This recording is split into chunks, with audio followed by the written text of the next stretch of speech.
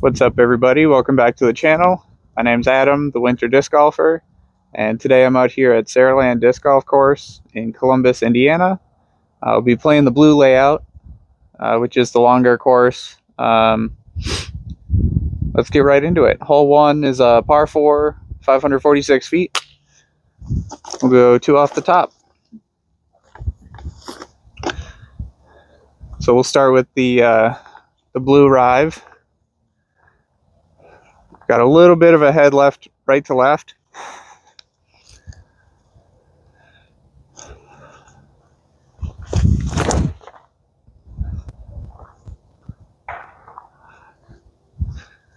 Not too bad. Got through that initial gap. Made the Mando. Just hit one of those early trees. So we'll try to correct on this one, get it a little more flat. There we go. That's a nice shot.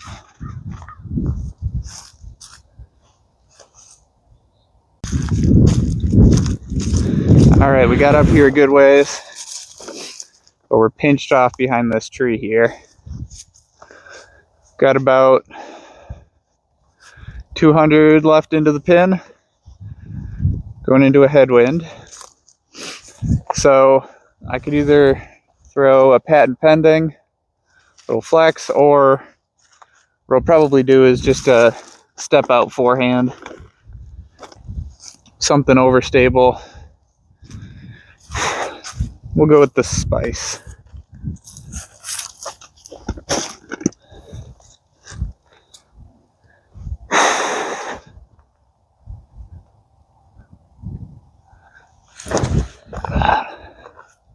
Come on, get through. Yes. Oh, that's parked. Perfect.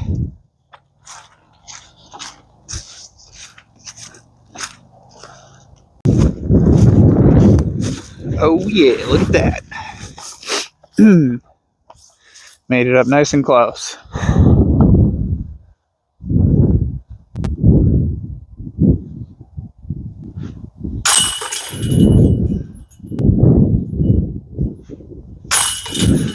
Perfect.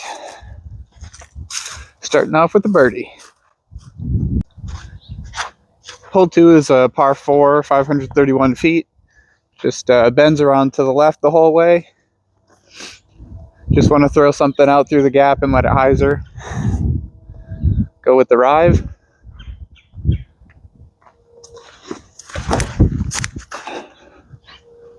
Just like that, get a nice big flare skip. Should be good.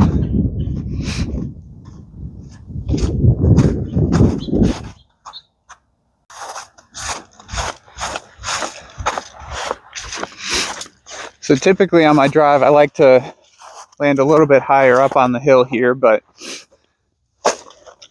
this isn't too bad. Landing down here in the ditch, I've got a pretty open look at the basket here. I'll probably go with something slow.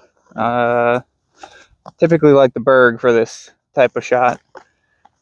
And I just won a tournament, the Iceberg Challenge in Bloomington, so I got a soft Berg, which is a little bit more understable.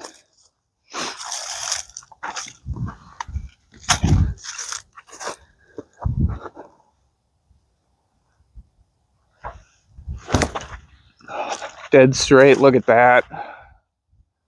I should slide up there. Should be in the circle for a putt.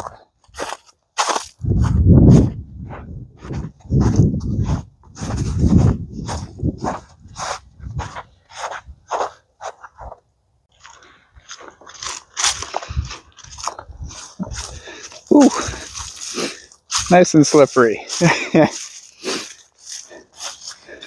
Well, we slid up here perfectly. Typically the goal on this hole is to land a little bit short and let it slide up because it drops off so quick right after the basket. So that was a nice approach. Hole 3, 531 feet. The short layout plays the same tee but plays it as a par 5, and the long layout plays it as a par 4.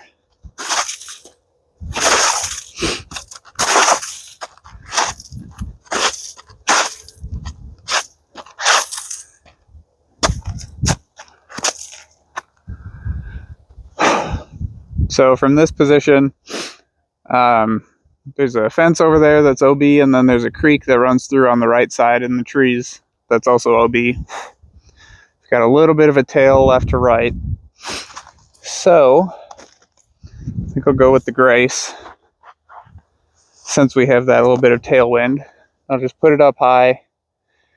Maybe it'll drift a little bit, maybe not, but it should come back and land in the fairway.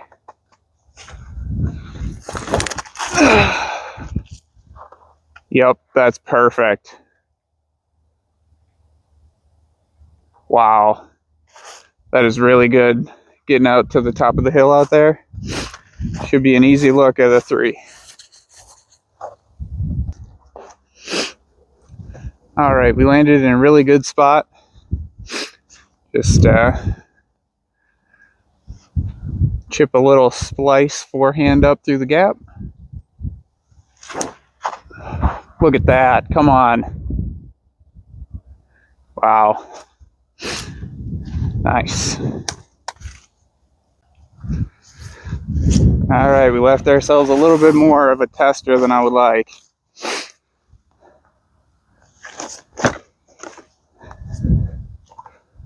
Probably right on the edge of the circle.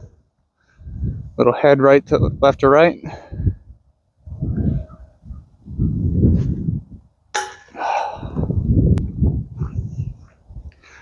Hole 4, 369 feet, par 3. Gonna go with a forehand. Plays nicely into the hillside up on the green there.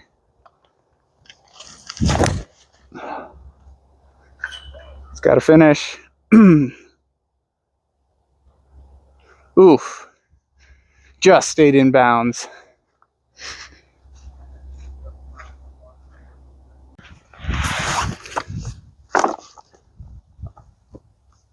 All right, we made it up here. Just barely stayed in bounds, so we got a long putt.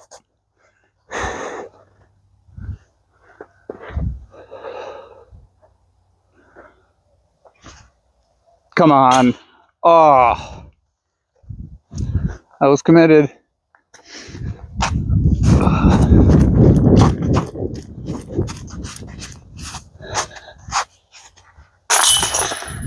All right, par's not bad on this one. Definitely a bonus birdie to get this one.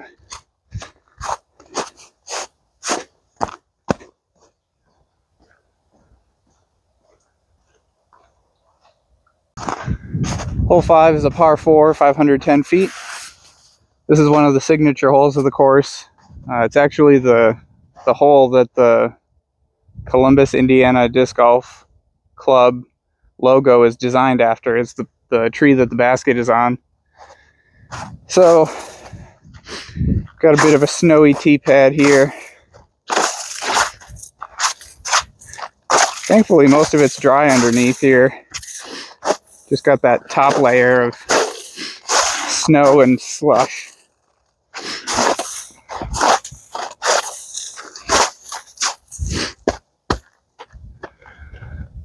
So you can either play a flip up backhand, something to try to drive the hill up there, or flex forehand, trying to get out to the left side.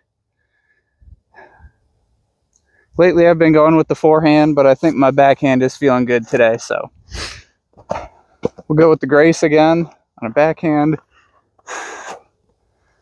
Just try to get a placement shot up there. Come on. Ah. That should be all right, though.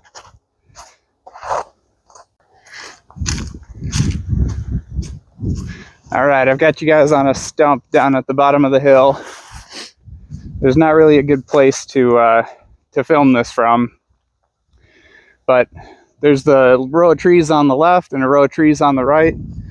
Just gonna throw my metallic Z Force out there on the left. It's a little bit flippy, so should get a flip up, a little bit of a drift to the left, and then a nice strong finish to the right. Yes, that's perfect. Come on. Golden. That should be in the circle.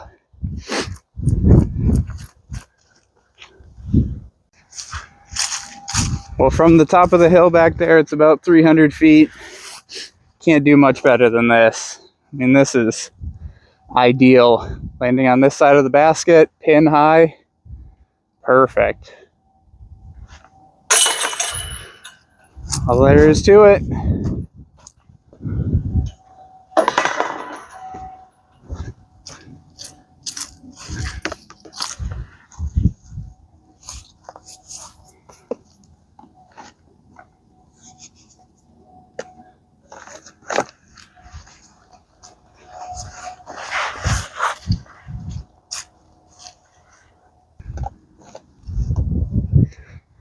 Hole 6 is a par 5, 882 feet.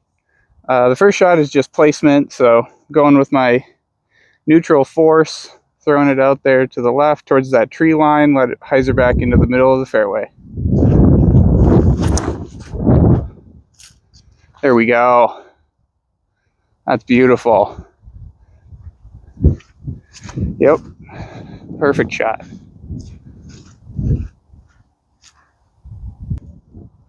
All right, we made it to the top of the hill. It's a perfect landing zone. I forgot to mention the first big tree on the right side of the fairway that starts this row of big trees on the right side here. It's a Mando left. So you have to stay in this fairway here. They didn't want people going over the road. So second shot here is more of just a placement shot. There's the last tree in the line of them over on the right there is a Mando left. So again, there's a gap across the creek that you have to hit. So you don't necessarily want to be too close to it, otherwise you'll get pinched off unless you're like right in front of it. So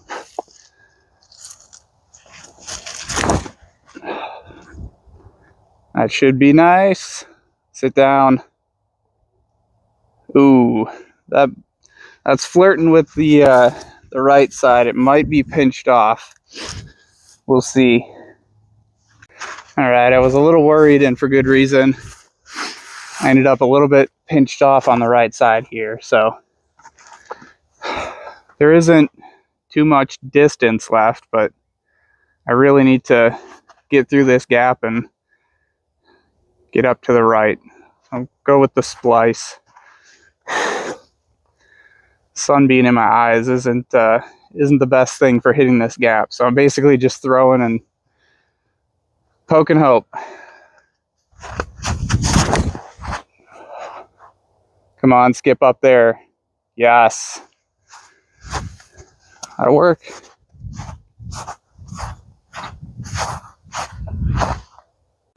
Well, that's about as you can do on this hole. I've only had one throw in for eagle, but with a bit of snow on the ground, I will take that bird every day.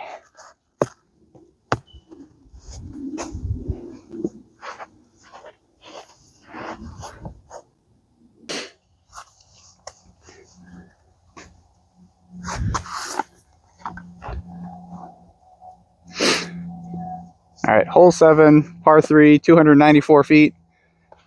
Plays decent amount uphill, so we'll see if I can get close. EMAC truth. Oh yeah. Wow, that is nice. That's a really good shot. All right, we got a great shot right up here into the circle.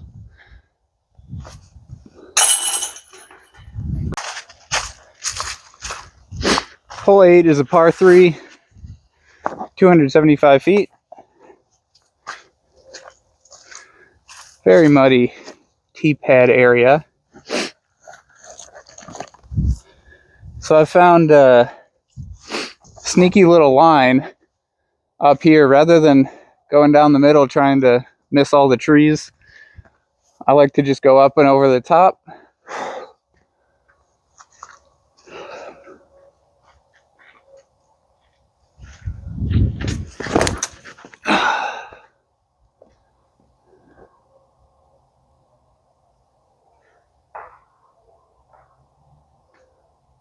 That'll work. It's up there.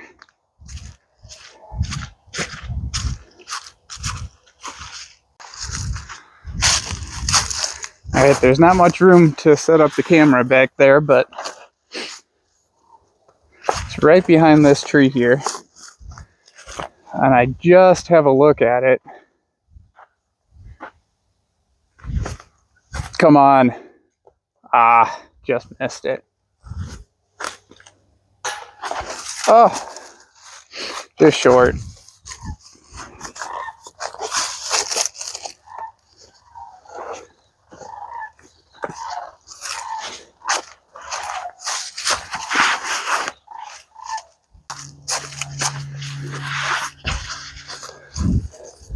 Just a little par cleanup.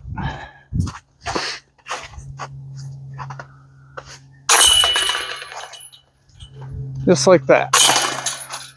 Nice.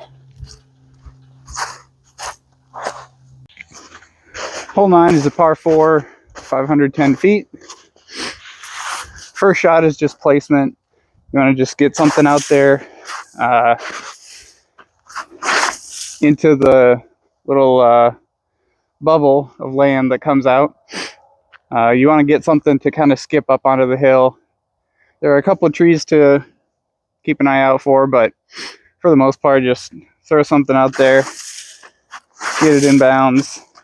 Then the second shot, you can attack the green. Going with the Charger again.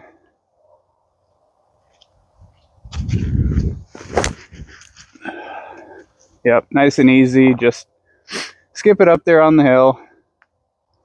That should be good.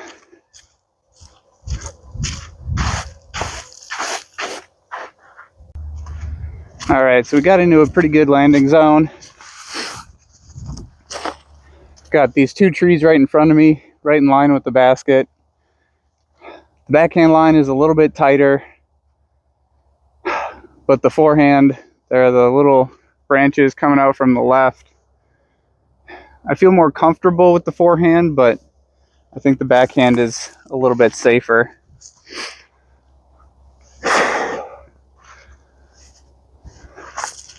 Go with the uplink on a decent amount of hyzer.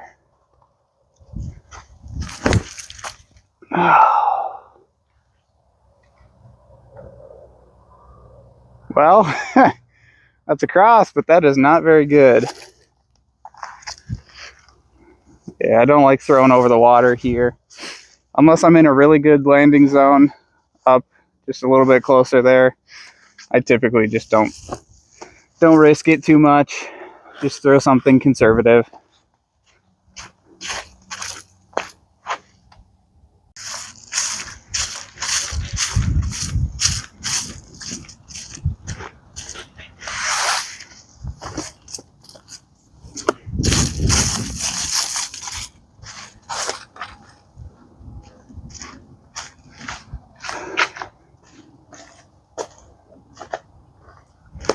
All right, I just barely made it across. Right behind this tree. Got the sun right in my face.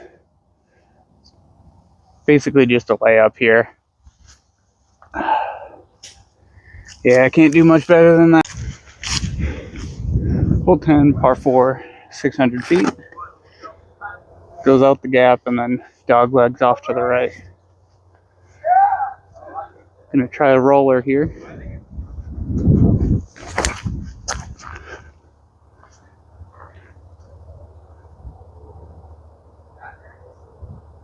Oh, that is so good.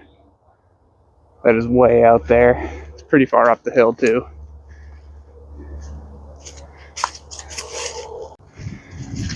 Alright, I got a little bit straighter than I wanted to be.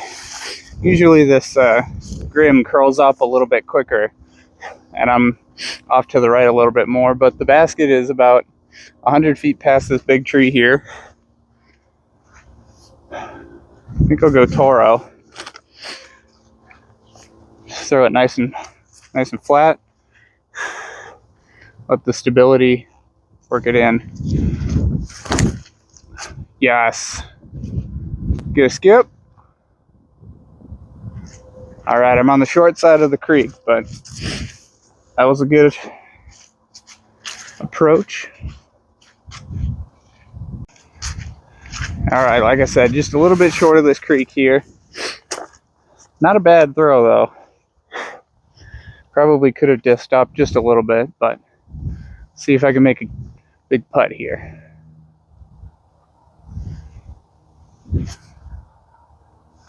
Oh, come on. Nope.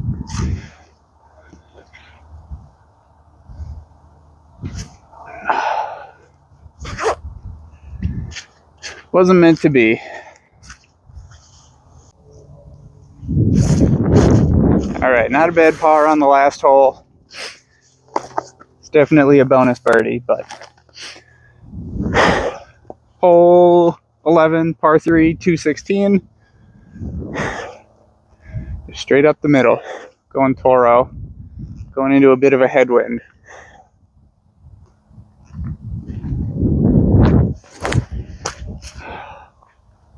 Get around it. Nice.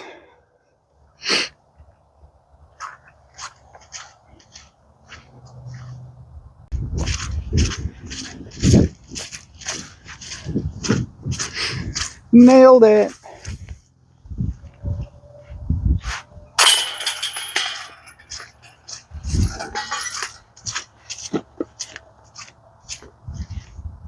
Hole 12, par 5, 900 feet.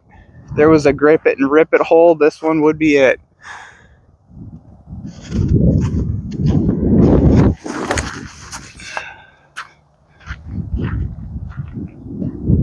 Oh yeah. Look at that grace, just riding the turn.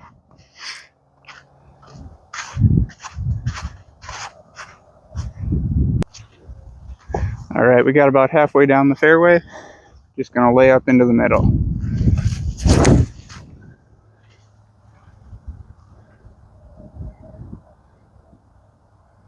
Nice. Perfect spot.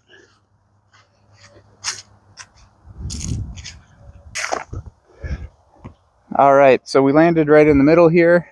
Just got this little tree in my way. Look at that.